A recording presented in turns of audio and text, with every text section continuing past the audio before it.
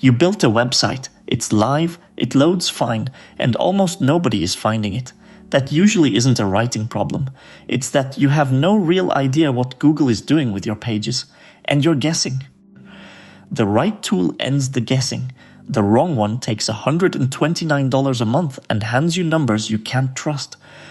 So here are the 10 best SEO tools for a website, counted down from number 10 to number 1. For each one, you'll get what it's genuinely good at, what it actually costs, and what people report after they've paid. And here's what makes number 1 interesting. It changed owners 4 months ago in a $1.9 billion deal, and not one of the videos currently ranking for this search mentions it. Quick definition first, because the phrase covers a lot of ground. An SEO tool does one of 4 jobs. It finds the words people actually search for. It shows you who's ranking above you and why. It crawls your site looking for technical faults. Or it tracks whether you're climbing or sliding. A few tools do all 4. Most do one of them properly and the rest passably. One thing about how I rank these, I don't hold an account with any of them, so nothing here is me telling you how the software felt in my hands. Instead, this leans on published work. New Standard Digital ran an authority-weighted meta-analysis of more than 80 published tool lists from mid-2025 through mid-2026, weighting every mention by the domain rating of the site that published it. I've cross-checked that against Zapier's 2026 roundup, each company's own pricing page, and what users report on Reddit and Trustpilot once the billing starts. Let's begin. Number 10 is Ubersuggest from Neil Patel. It earns its place by being the cheapest serious way in. The interface is friendly, there's a free tier that actually does something, and one user tracking around 40 keywords called the rank tracking pretty accurate. Now look closer, because the criticism is loud and it's consistent. On the SEO subreddit, the recurring complaint is data accuracy. One user reported the difficulty score on a single keyword jumping from 20 to 60 in 3 months. Others say it overestimates traffic and backlinks, both yours and your competitors. So here's the honest read. Ubersuggest is a fine first paid tool and a decent rank tracker. It's the wrong pick if you're about to make an expensive decision off its keyword difficulty number. Number 9 is Mangools, and Zapier names it their pick for beginners. It's 5 small tools rather than one enormous dashboard, and that's the whole appeal. Keyword research, SERP analysis, backlinks, rank tracking, site profiling. Nothing buried. Zapier puts it between $37 and $97 a month. The trade is depth. Mangools is built to answer a question in 90 seconds, not to run a 50,000-page audit. If your site is small and the big platforms have made you want to give up, this is where the fear goes away. Number 8 is Rank Math, and it's the odd one on this list because it isn't a research platform at all. It's a WordPress plugin, and there's a genuinely capable free version. Think of it as the layer that acts on what the other tools tell you. Titles, meta descriptions, schema markup, redirects, sitemaps, all of it edited inside the page you're already writing. The authority-weighted analysis puts Rank Math and Yoast together in its top tools for exactly this reason. The limit is obvious and worth saying plainly. It only helps if you're on WordPress. If you are, it's the cheapest real improvement on this entire list. Number 7 is Surfer SEO, and this one is a specialist. It exists to answer one question. Given the page is already ranking for your keyword, what does yours need to contain to compete? That's content optimization, and Surfer has moved into tracking whether you show up in AI answers too, which is quickly stopping being optional. Zapier prices it from $49 a month and names it their pick for AI search visibility. It doesn't crawl your site. It won't track your rankings properly. Buy it because you write a lot and you want the writing to land, not because you want one tool that does everything. Number 6 is Moz Pro, and Moz is the most approachable of the big platforms by some distance. Domain authority came from here, and the priority score rolls volume difficulty, and click-through into a single number, so beginners aren't paralyzed by 6 columns of data. But that friendliness comes with a real cost. Independent comparisons this year put Moz's dataset as the smallest of the big 3, around 500 million keywords, and domain authority is worth understanding properly. It's Moz's own score, invented by Moz. It is not a number Google uses. So Moz is a strong pick for one site and a straightforward answer. It's the wrong pick if you need the deepest data in the room. Number 5 is SE ranking, and this is the value play. It covers most of what the expensive platforms cover at a price that doesn't require a client to justify it, and it's particularly strong on local search. What convinced me was where its name kept appearing.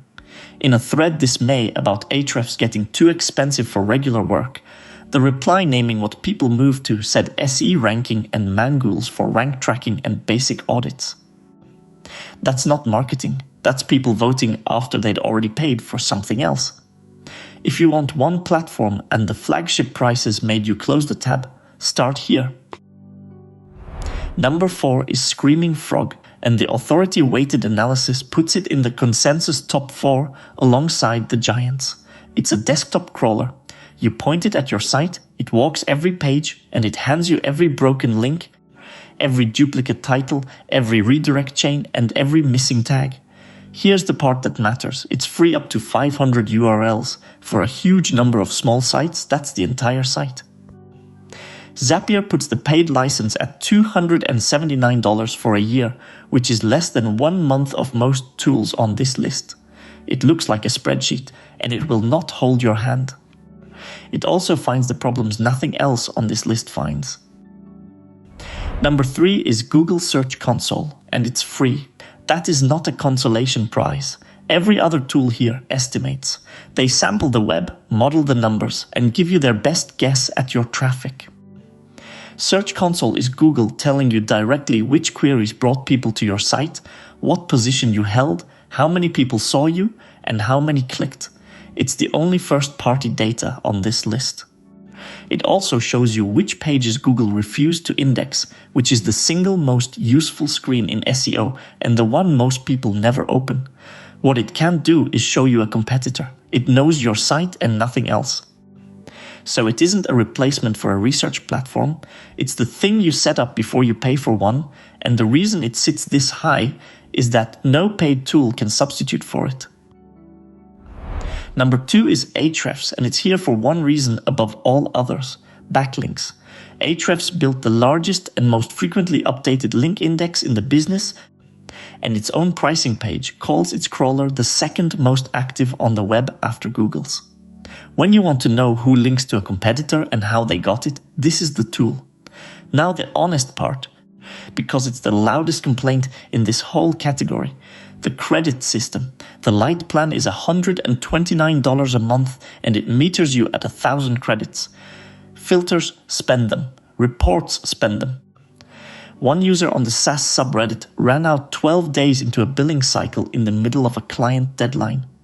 Reviewers report burning a whole month of starter credits inside the first hour. Read the pricing page, and it's clear what's happening. Unlimited credits per user don't start until the standard plan at $249 a month. So if you're going to live in this tool daily, the real entry price is that second tier, not the first. And number 1 is SEMrush. 2 things put it here.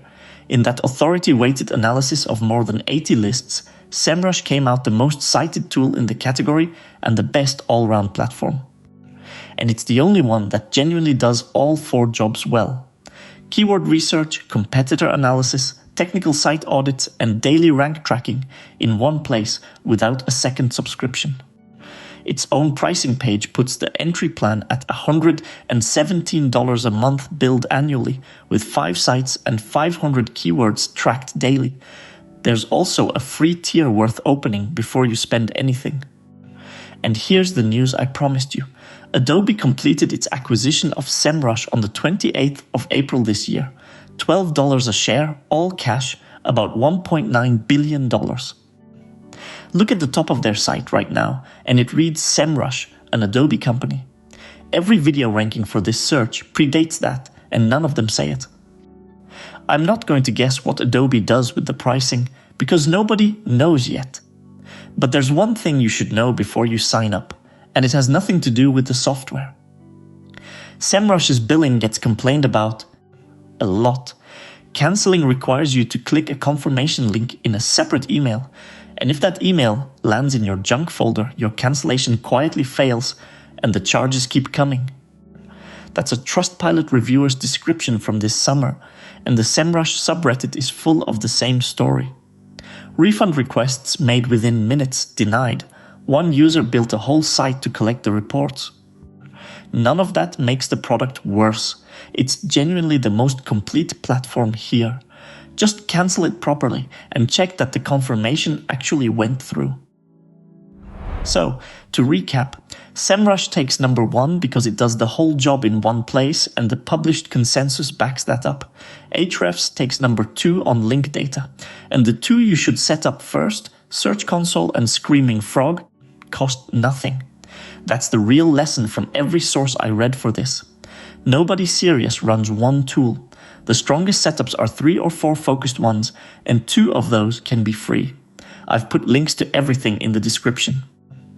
Some of them are affiliate links, so I get a small commission if you use them at no extra cost to you.